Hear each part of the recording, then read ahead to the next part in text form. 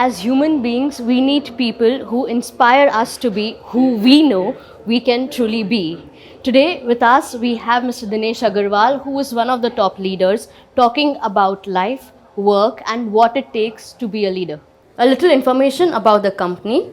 RR Kabel Limited is one of the largest conglomerates in the electrical sector in India, spread across multiple business verticals including wires, cables, switches, fans, lightings, and much more. They continue to endeavor to create top quality products using futuristic advances in design and engineering. They offer an extensive range of products used for residential, commercial, industrial, and infrastructural purposes. Marksman Daily presents C-Suite Conversations.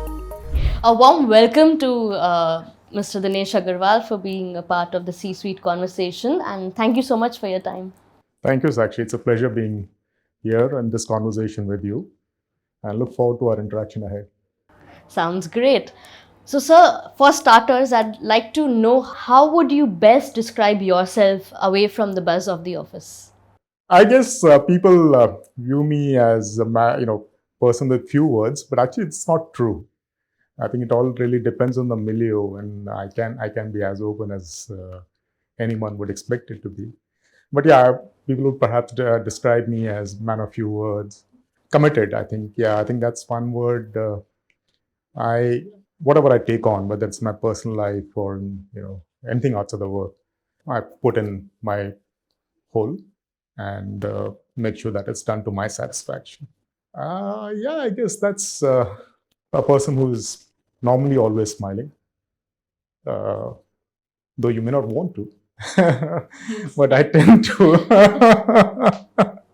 I tend to always be smiling. Yeah.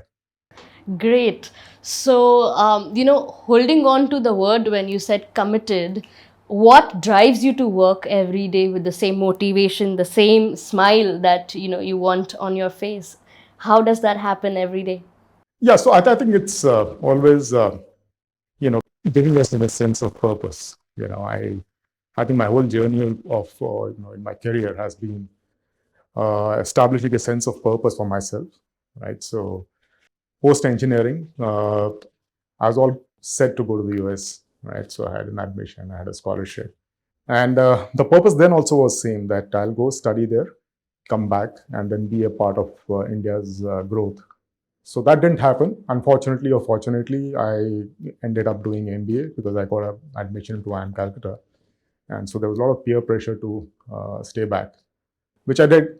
But again, post MBA, I was very clear when I was interviewing on campus that I would join an engineering firm because that's where a lot of management input is required.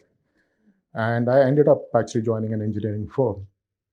And thereon, I think my sense of purpose has been the same, that to make a meaningful contribution to the country's growth. So in my small way, I think I've been doing that. So I think that's what gives me satisfaction. And even today, when I'm working here, I see us being part of India's infrastructure growth. And I think with my experience, whatever I can contribute here in this company, I think this company will make a lot of contribution there in the years going ahead. So, when we talk about passion, there is passion that also leads to self growth.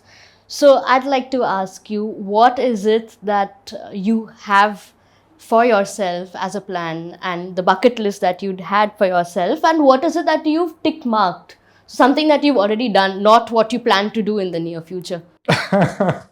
Yeah, so I think the initial part of your life, it's mostly all material, right? So in that sense, yes, maybe I never drew up a bucket list per se, but I remember in my earlier part of career, in fact, I think I would say just after my marriage, standing at Nariman Point and wishing to myself three things: a Pajero, a house where I can see sea, and an office where I can see the sea. Okay. I guess I haven't achieved all of them, but I have in some ways, I think first two have been tick marked if I'm understanding it right. So, Yeah, I think there have been many other things that I've done which have happened more in the way of my work, in terms of being able to see places which I always wanted to, but that have been more, I mean, less planned than as being It just part of the, happened it with just the happened. journey. Yeah. Yeah.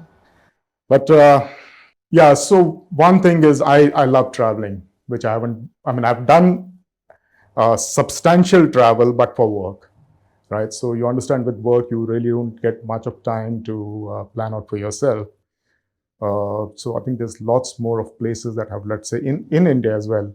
I haven't seen a large part of Northeast, right? So, and then of course there are countries, there are places around the world which I believe and I hope that I would be able to see uh, someday. Yeah. When you are hiring for a senior leadership role, what kind of behavioral traits do you actually look forward to in a person? Commitment. I think that's one single word. I, of course, when I review the CVs, you do look for the education, the right kind of experience, the kind of leadership roles that person has played. But I think in my interview, a large part of the questioning, directly or indirectly, tries to assess whether the person is committed to what he or she has been doing, and or he or she has come here with a certain well-informed intention, and would commit themselves to doing what they are. Because in my experience, everything else takes a backseat. Yeah, right? So even if you're not from the great college, you not had exactly the same kind of a qualification which is required for the job.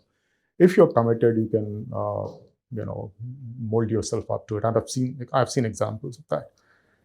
I've been part of transformation of Anchor, which was a family-owned managed company.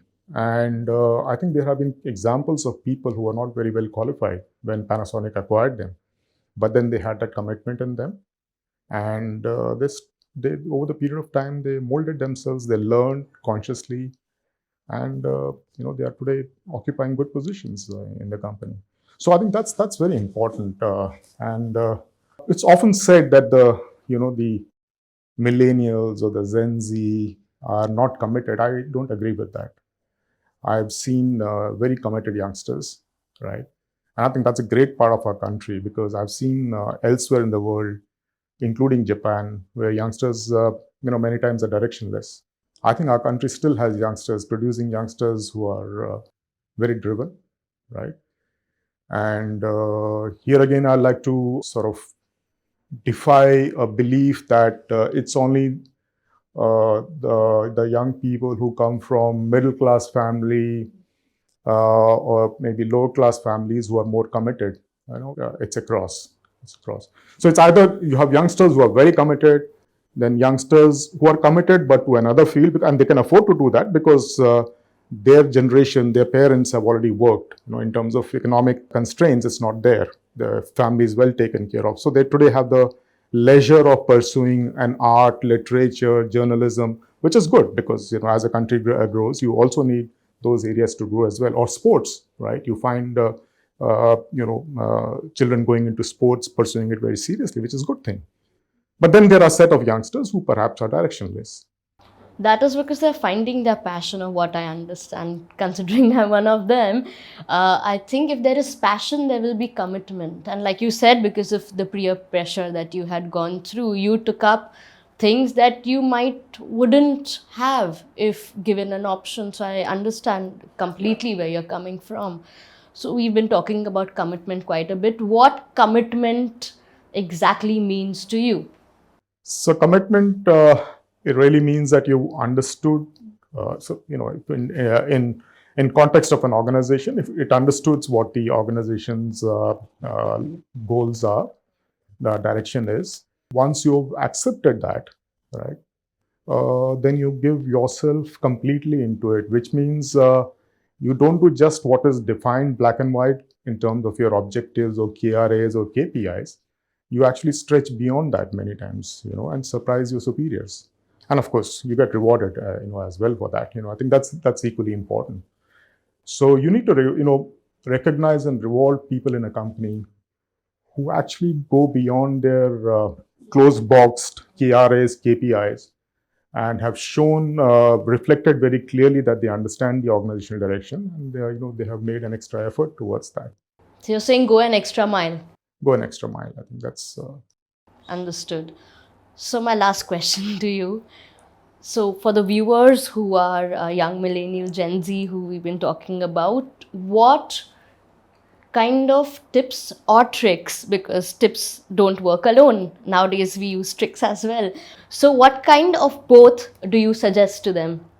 so. I think. See, one thing I would like to say is that there is no set template for anyone's life, right? I think every person, every individual has to go through those experiences of life, right? And ups and downs. And I believe that every individual has ups and downs. I really can't think of an individual who's always had the kite flying high. And that's part of your life, whether it's your personal life or your professional life. And you have to take that in stride. I know many of us break down when things are not going good for us, right?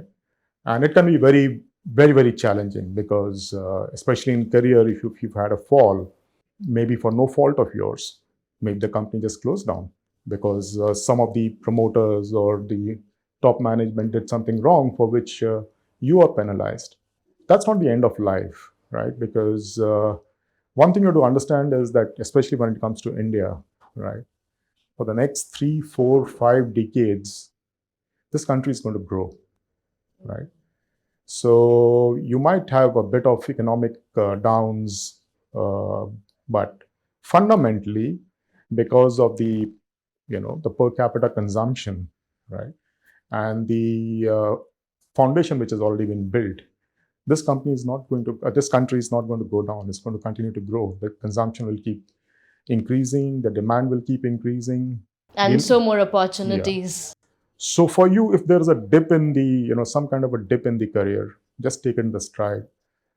Just go out and look at a stream, and that will give you happiness. It's actually as simple as that. We expect so many things from life, but when you're really down, you realize that just a small brook or a waterfall somewhere can actually give you so much of happiness, right? And that's what life is all about. At the end of it, it's all about how you can be happy and healthy. So my advice to the youngsters would be keep this belief in the country, and then match up your interest with what you want to do.